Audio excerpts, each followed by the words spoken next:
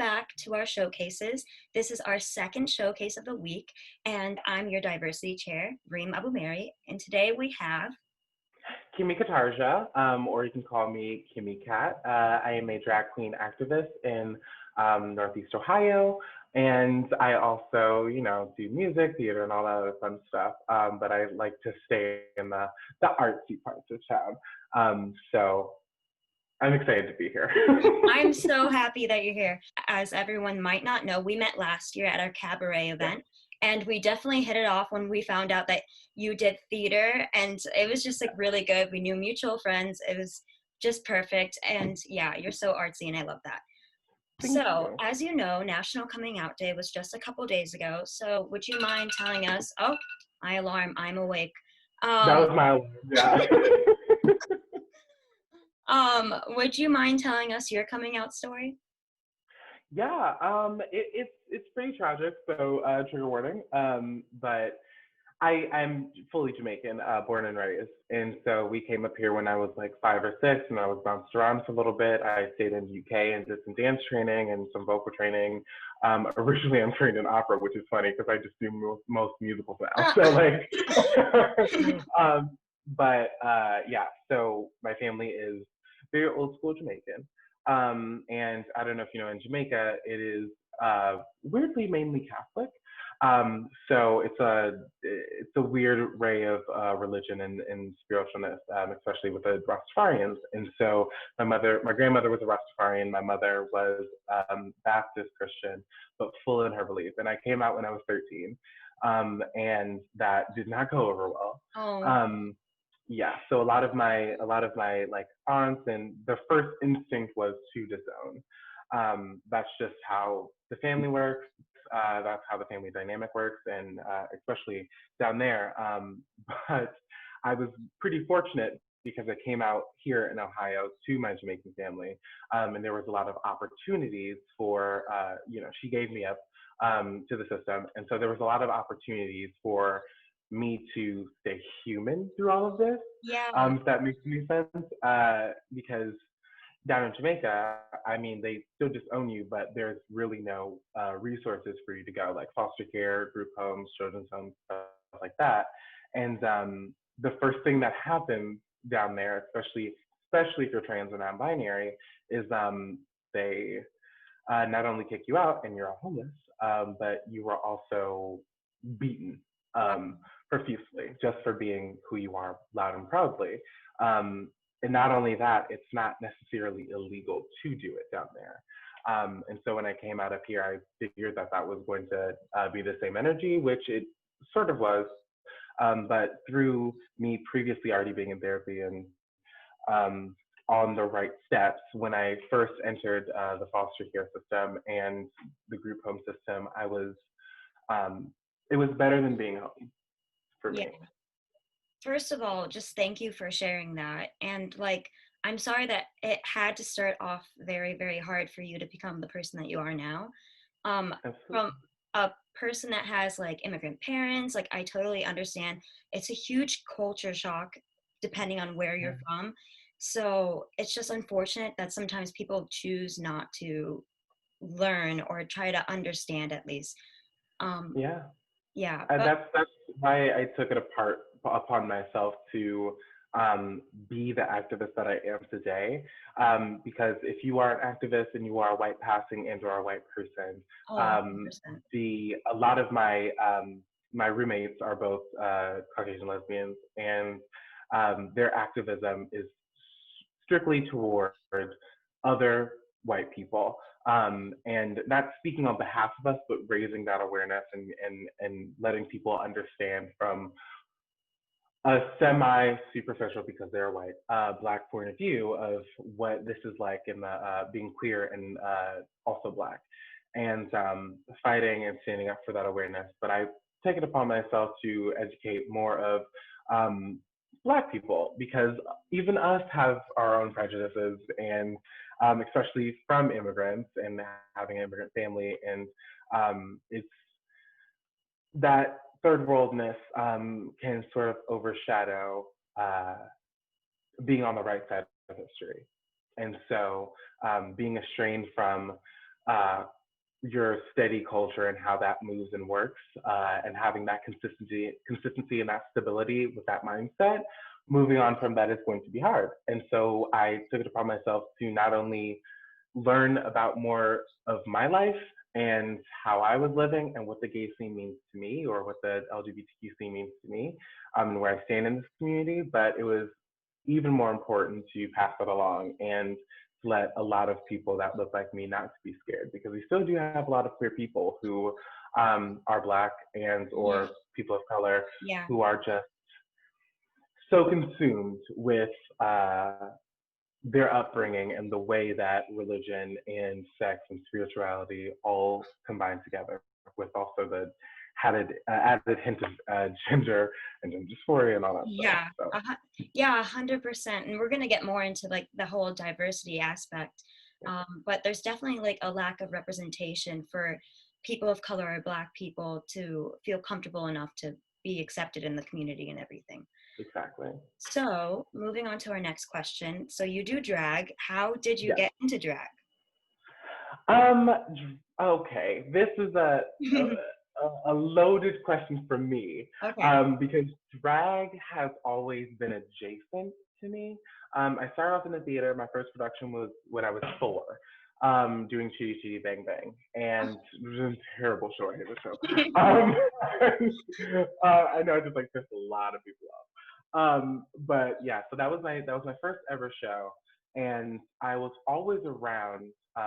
My home life was very different from, my musical theater life, obviously. And so I was always around a lot of people who were free and able to explore that because it's acting, and explore the feminine sides of their bodies. And that got me into, and there were mostly white people. So that got me into figuring out what that looks like from someone Black or someone of color. And that landed me into the Vogue 80s ballroom house club kid scene, which was predominantly Black trans and trans Latinx and non-binary Black and trans people, or Black and Latinx people. And so that whole culture shock for me was a lot, because there were different categories for everyone. Mm-hmm. And in those categories, when you're walking in a ballroom, it's like the Olympics of creativity, all centered around voguing. And so seeing people walk in full face in different categories like that was really eye-opening to me, that drag you can be one trans and also do drag. And then you can also, it is whatever you want it to be. And so when I figured that part out, because I was in ballroom for a long time, I was voguing in my first house when I was 15, 16, and then I started working on specifically drag when I was, I want to say 17 or 18, and then I did my first show when I was 18 at Bounce. RIP Bounce.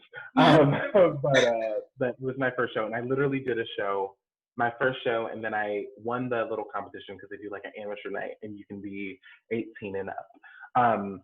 So I did amateur night, and I won amateur night, and then they bring you back for the Friday and Saturday show, and I thought it was just, a good couple chunks of change. And then the next year, after people saw like what I can actually do, I accidentally just started saying yes to booking, and I was doing. At the time I was working in coffee, so I was like working less and less days, and then just working nights, and I continued to pack a super heavy schedule. I say my schedule planner it says booked and busy on the front, because like every other night after that first month or so when I started drag, I just kept getting booked for the next year. So I was like, this is fun, and now I'm 3 years in. So. Well, I can definitely contest that you are amazing at performing.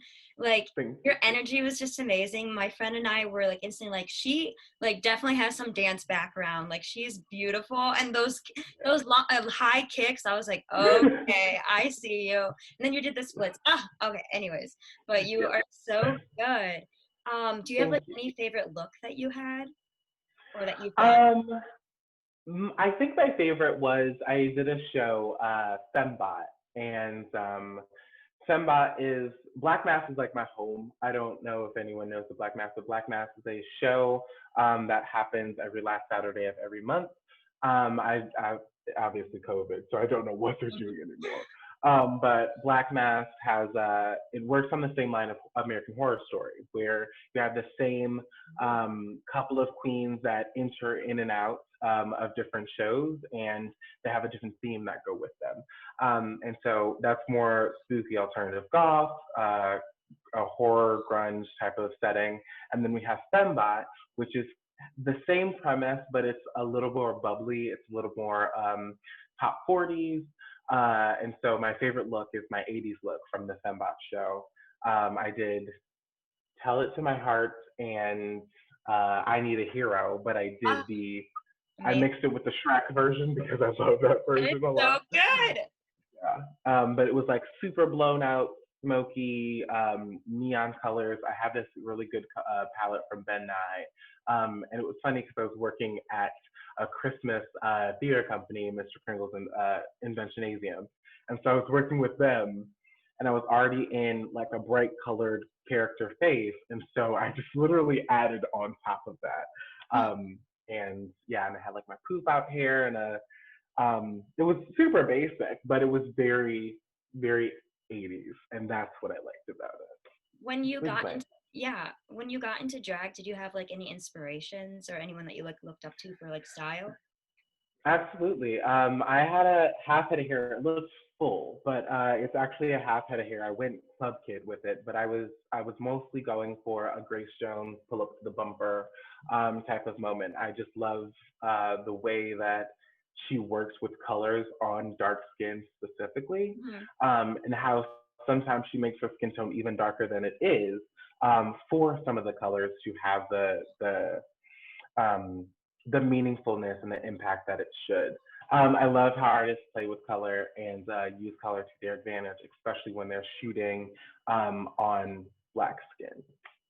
So we touched on representation in the community. So I wanted to ask you, referring to drag, do you think there were any diversity issues that you've seen, or do you think there are? Absolutely. People don't know this, or some people probably do.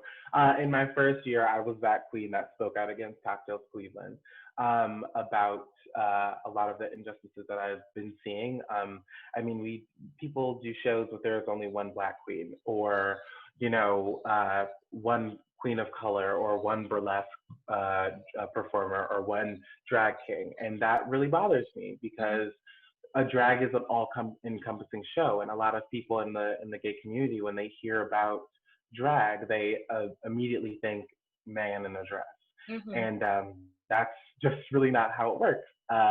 There's a amazing activist here in Cleveland. Her name is Dr. Lady J. Martinez, and she's writing a whole. She has a whole I want to say it's not thesis. Anyway, it's one of those words, one of those big words. Yeah, one of the but she wrote a thing for her college, and about like the history of drag, and she's coming out with a podcast and a whole book about what drag is. People don't know the first Black drag queen, or the first drag queen, was a Black slave. Yeah. So drag can just look like whatever, and it is its own secular art form, and so there is a lot of colorism. There is a lot of shade thrown towards specifically Black trans women of color, or just trans women in general, and non-binary people. Of course, I do feel like drag kings have to work 10 times as hard, 10 times more than a drag queen does if we're paired up in the same show. There's a lot of people who don't even look at drag kings and actively, let it be known that this is not what they're here for. And we have a long way to go, but it's not anything that's not changeable. It really lays on the producers and the way that we book the shows and how we approach the themes for the shows, if there are themes to be had. If you notice, a lot of the 9 shows that happen, or a lot of the beach and ballroom shows that happen, you can tell people put thought and work into who they cast and why they cast them. Yeah, so it's definitely really great that we have people speaking out because I'm sure it's not the easiest. And for me, last year was my first time seeing any type of drag show. So I didn't even necessarily know there were drag kings. I didn't know what to Yeah, expect. And it was just a really great experience. Definitely eye-opening that I have so much to learn. Obviously, we see now what's going on in our country. We all have so much to learn. So, yeah. right. What can others, specifically young people, take away when they see drag shows? Um, I, drag is political. It's always been political. It's always going to be political. If you say it is not, that is a lie. It's just a political thing. And so I think the one thing that you can definitely take away from the drag show is um, the message that comes with the set. I don't know any drag queen who doesn't do a song and they don't mean every word that they lip sync or sing. Some people lip sync. But I don't know any drag entertainer that's not doing a set for a reason. Because it's so charged, even though you don't, even if it's a song that you've done so many times before, it is, you did it for a reason. It was in your heart for a reason. And I think if anyone is going to take anything away, definitely take um, one, the political aspect, but two, also the freeing aspect, because the whole point of doing drag is to find yourself and your most authentic self, whether it's what you want to look like or whether it's a caricature of, you know, a part of your personality or who you are that you can play very well. I think finding drag is all about individuality, and that is why it is so um, it's so broad, and anyone can do it because it is always in you, whether you want to call it drag or whatnot. I know a lot of trans people who found out that they were trans by doing drag Hmm. because they were so they saw themselves in who they were creating when they do shows, and it brings a lot out of you. It brings a lot of um, uncomfortability a lot too, especially because it's nightlife. You know, people are touching all over you, and Hmm. you're able to have that sense of self awareness whenever you're in drag as well to really understand that not only are we all humans, but I am no different than you, and you're no different than me. Just because I come up on stage and I Right. dance, I want to lay a land of we're all individuals and we are all when we come into this space, not only is it a safe space, but it's also a space that we can all start at one Oh, I and then felt build our that. way I from really felt that. Ah, that was so beautiful. Do there. you speaking about drag, like do you think people have misconceptions about it?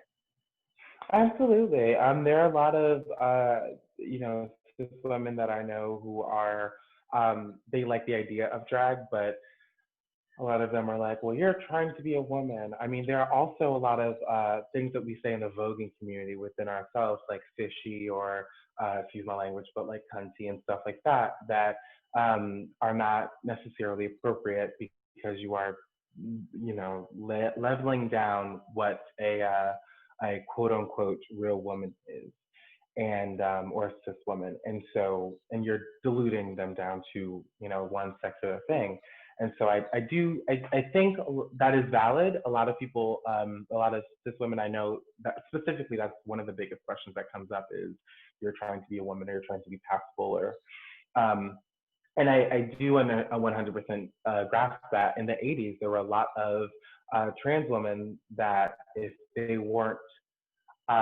considered passable, Hmm. that's their life on the line, and a lot of them were sex workers at the time, and that's life or death, literally.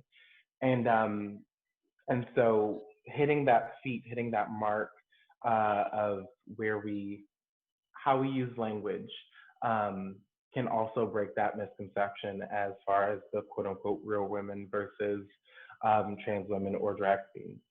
Um, Also, people have a common misconception of what drag can be. And that's why I stress, even in this interview, I'm stressing that it can be anything because a lot of people don't really understand that.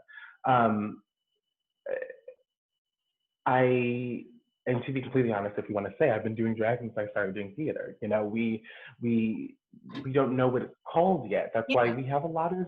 I mean, people like to tell you who you are before you even get the chance to know yourself. 100%. And so when you call it drag, or when you put a certain type of label on it, if it is foreign to the person who is being told these things, they are they have less of a time to grasp what that means to them, and then they end up being the caricature of that thing that they're being called. And so a lot of drag queens I know only think of drag as being a man in a dress because they haven't yet been able to sit with themselves and explore what drag could and will look like. Drag is always evolving.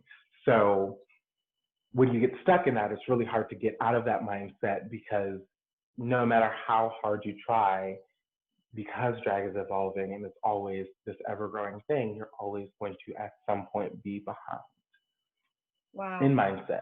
Yeah, I was actually talking to a friend and we were just talking about he's in a religions class and he's like learning about Eastern religions and in the religion Taoism, he's learning that their aspect on what gender is very different from what our major religions here in America see it as, because ever since we're born, we're placed on a certain label, like you're a boy, you're a girl.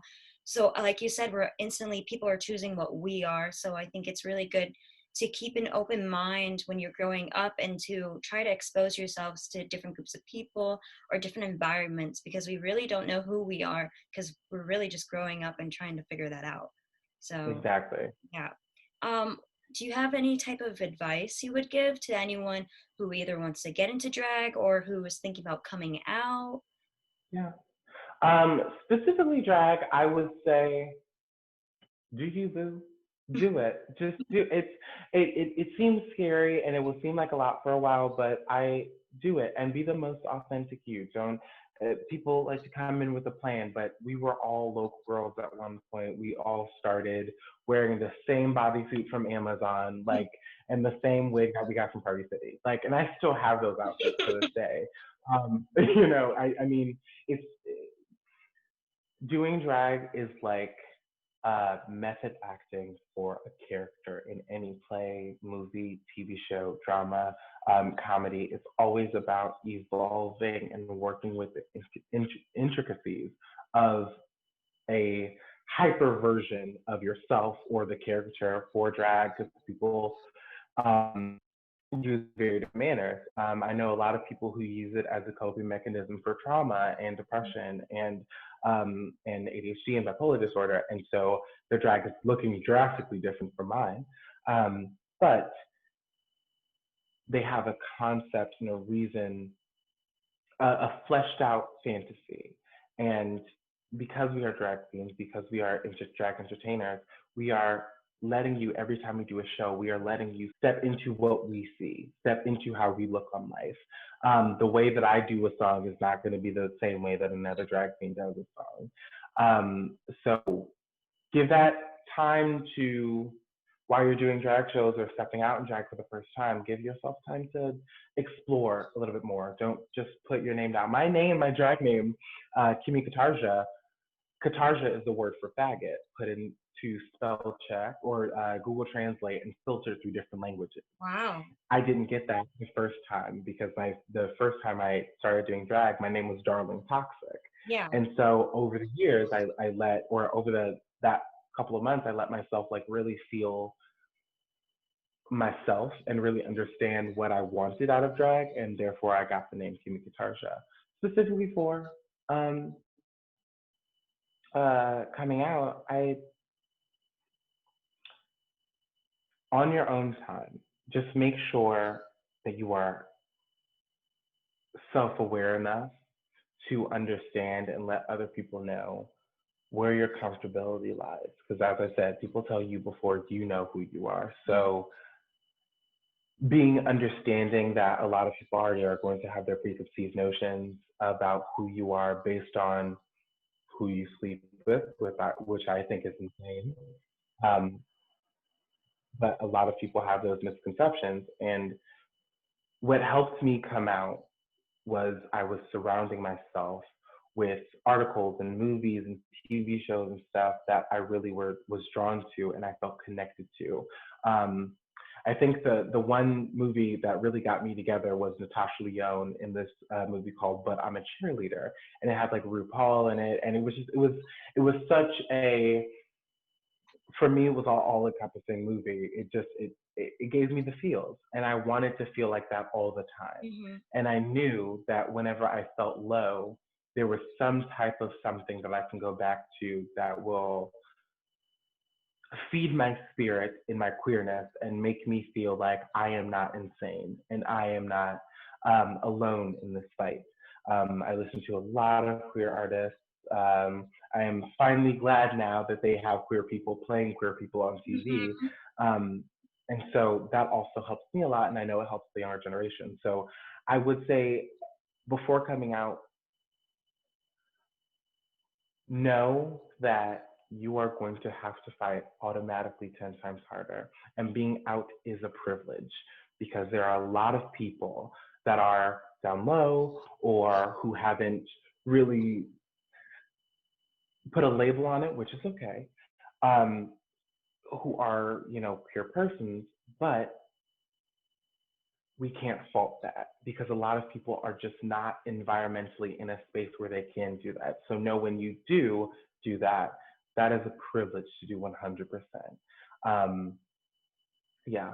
And you are loved and you have a community to come to, like, especially in Cleveland. If you are in Cleveland and you're just, well, I don't know what to do. Listen, I'll call my drag mother and y'all can talk. Y'all can have a conversation because she'll let you know some things, some places where to go, who to see.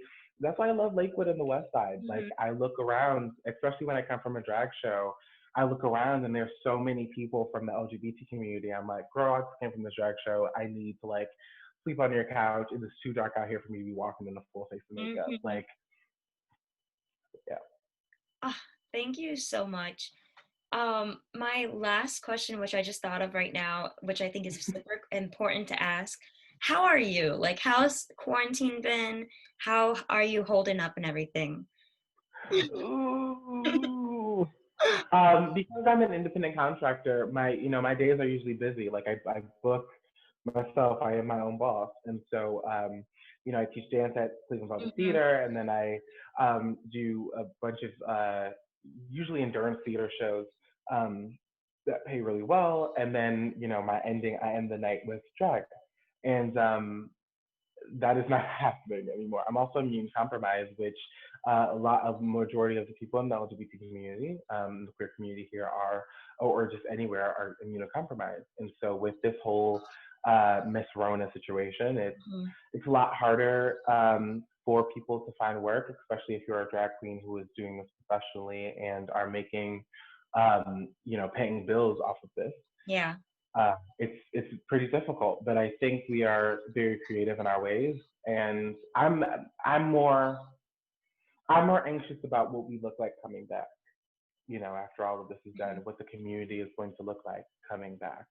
Um, it's been going well for me because since I can't do drag, I know a lot of the thing that I really love is that this year, if anything, is more so a reflection year for me. Yeah. And I am not doing drag. I have gotten time to fully look inward as a person. I've started, new meds, and have been doing new things with my therapist and, psych doctor and stuff like that. I've been keeping on that regimen because doing drag is tiring, especially if you're doing it as a full-time gig, Mm-hmm. and being another person or be a hyper person of yourself can take. There was a point where I only had one pair of actual pants, like my everyday pants, Wow. but I was doing drag so often that my everyday look Yeah. was slacking a lot. And so I was being this hyper version of myself um, all the time that I didn't make out time personally to take care of my own well-being. Yeah. And that does a lot on the psyche, especially when you have other diagnoses.